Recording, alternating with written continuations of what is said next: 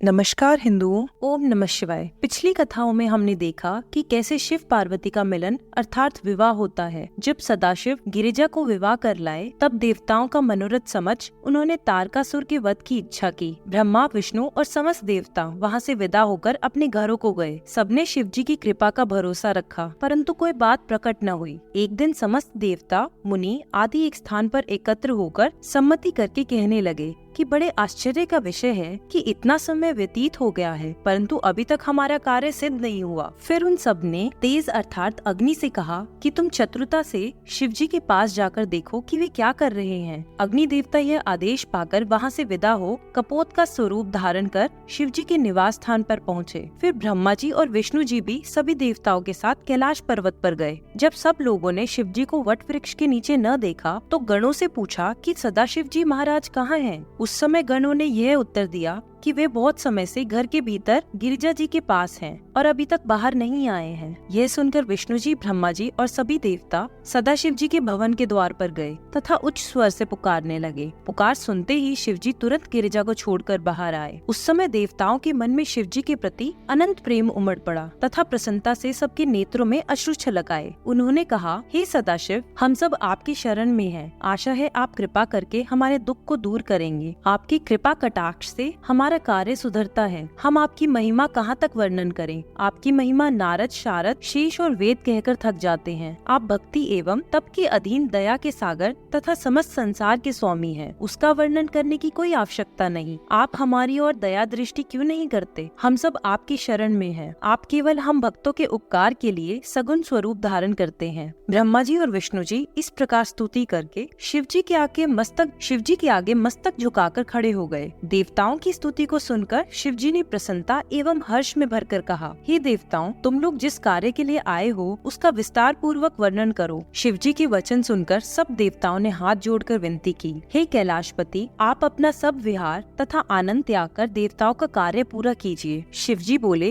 हे देवताओं, हमारा वीर्य जाता है, जिसमें शक्ति हो वह इसे धारण कर ले। यह सुनकर विष्णु ने अग्नि को संकेत किया तथा शिव जी ने विष्णु की इच्छा जानकर उसे पृथ्वी पर डाल दिया। देवताओं की आज्ञा से अग्नि ने तुरंत वीर्य को धारण कर लिया। फिर अग्नि कपोत का शरीर धारण कर अपनी चोंच से उस वीर्य को निगलकर अपने घर की ओर उड़ गई। जब शिवजी बहुत देर तक न लौटे तो गिरिजा चिंतित होकर बाहर आई, जहाँ देवता लोग शिवजी के पास खड़े थे, और वहाँ जाकर उन्होंने इतना क्रोध प्रकट किया कि सब देवता अत्यंत भयभीत हुए। गिरिजा ने क्रोधावेश में होठ चबाते हुए कहा, हे देवताओं, तुम सब अपने स्वार्थ के साथी हो। तुमने अपने स्वार्थ के लिए मुझको बांझ कर दिया। तुमने शिवजी को अपने पास बैठा रखा है। तुमने हमारे विहार में विघ्न उत्पन्न किया है, इसलिए तुम्हारी सब स्त्रियां बांझ होंगी। गिरिजा ने देवताओं को यह श्राप देकर अग्नि से कहा, हे भाग्यहीन, तुम इतने दुष्ट हो कि तुमने भक्ष्य अभक्ष्य का कुछ विचार नहीं किया। अब तुम सब चीजें खाया करोगे क्योंकि तुमने शिवजी का वीर्य खा लिया है। जिस समय गिरिजा ने अग्नि को यह श्राप दिया उस समय देवता आदि बहुत दुखी हुए। फिर शिव और पार्वती अंतपुर में चले गए। उसी समय समस्त देवता आदि ने गर्भ धारण किया। तब अपने उदर को गर्भ से पूरित देख वे बहुत ही लज्जित और दुखी हुए। सब देवता मिलकर शिव जी की शरण में गए तथा स्तुति करते हुए बोले, हे सदाशिव, आप हमारे ऊपर कृपा करें। अब आप हमको मुक्त करें। इस प्रकार बहुत सी स्तुति सुनकर शिव जी फिर प्रकट हुए, जिनको देखकर देवता अत्यंत प्रसन्न हुए तथा पुनः स्तुति करके बोले, हे गिरिजापति, आप हमारी सहायता करें तथा हमारे दुखों को दूर करें। हम आपके सेवक हैं। जब से हमने गर्भ धारण किया है तब से हम महादुखी हैं। हे प्रभु, लोक में हमारी निंदा हो रही है। देवताओं की बातें सुनकर शिव जी हंस पड़े तथा बोले, विष्णु और सब देवताओं, तुम तुरंत वीर्य को मुख्य मार्ग से बाहर निकाल दो, जिससे हमें प्रसन्नता प्राप्त हो। यह सुनकर देवताओं ने तुरंत शिवजी के आदेश का पालन कर वीर्य निकाल दिया। उस वीर्य का वर्ण स्वर्णवत हो गया। इस प्रकार देवताओं को उस दुख से छुटकारा मिला, परंतु शिव ने अनल को यह आज्ञा न दी। इससे उसे बहुत दुख हुआ। अंत में वह भी बहुत दुखी होकर शिवजी की स्तुति करने लगा और बोला, हे देवताओं के देवता, अब आपको मेरी सहायता करनी चाहिए। आप ही बताइए कि मैं आपके चरण छोड़कर कहाँ जाऊँ। अब आप मुझे ऐसा उपाय बताइए जिससे मेरा यह दुख दूर हो। यह सुनकर शिव जी बोले, हे अनल, हमारे इस वीर्य को स्त्रियों को दे दो, जिससे तुम्हें शांति मिले।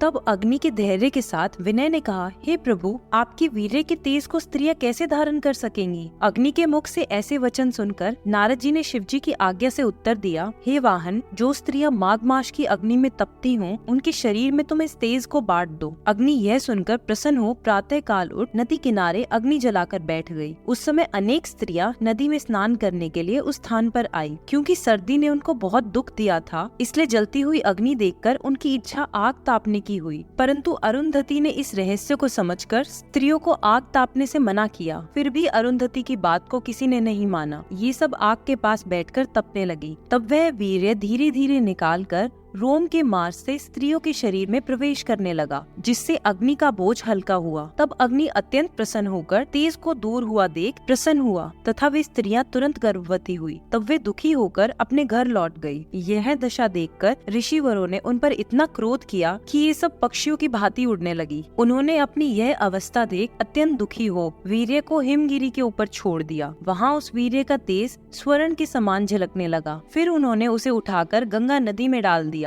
जैसे ही वह वीर्य नदी में पड़ा, वैसे ही नदी कांपकर बहना छोड़ स्थिर हो गई तथा शिवजी के वीर्य को न सहकर दुखी हो बड़े जोर से नाद करने लगी। फिर गंगा ने उस वीर्य को अपनी लहरों के द्वारा किनारे पर फेंक दिया। उस स्थान पर सरपत के बोझ पड़े हुए थे। वह वीर्य वहीं जाकर रुक गया तथा एक बालक स्वरूप में प्रकट हुआ। और उस समय आकाश में जय जय का घोष हुआ। उस लड़की का स्वरूप अत्यंत सुंदर था। मुख, नाक एवं हाथ बहुत ही सुडोल तथा वर्ण जलती हुई अग्नि के समान था। नख परम सुंदर थे। चरण ऐसे थे जिनको देखकर करोड़ों कामदेव लज्जित हो जाएं। उसी समय गिरिजा को अत्यंत प्रसन्नता हुई। तब गिरिजा ने शिवजी से पूछा, हे नाथ, हमारे स्तनों से यह दूध क्यों निकलता है? उस समय शिवजी ने मुस्कुराकर कोई उत्तर नहीं दिया। उस समय समस्त देवता, सिद्ध, मुनि एवं गण एकत्र होकर बड़ा आनंद मनाते हुए तथा पुष्पों की दृष्टि करते हुए कैलाश पर पहुँचे। गंधर्वों ने प्रसन्न होकर आनंद के बाजे बजाए। इसी प्रकार बड़ी धूमधाम से उत्सव मनाया गया। तीनों लोकों में सबको बड़ा आनंद प्राप्त हुआ। उसी समय गाधी पुत्र विश्वामित्र, जो प्रसिद्ध ब्राह्मण हैं, तुरंत वहां आ उपस्थित हुए। उन्होंने उस लड़के की स्तुति कर आदर किया। तब वो बालक विश्वामित्र की बनाई हुई स्तुति सुनकर प्रसन्न होकर कहने लगा, हे मुनि, तुम हमारा संस्कार करो। तुम ही आज से हमारे पुरोहित हुए।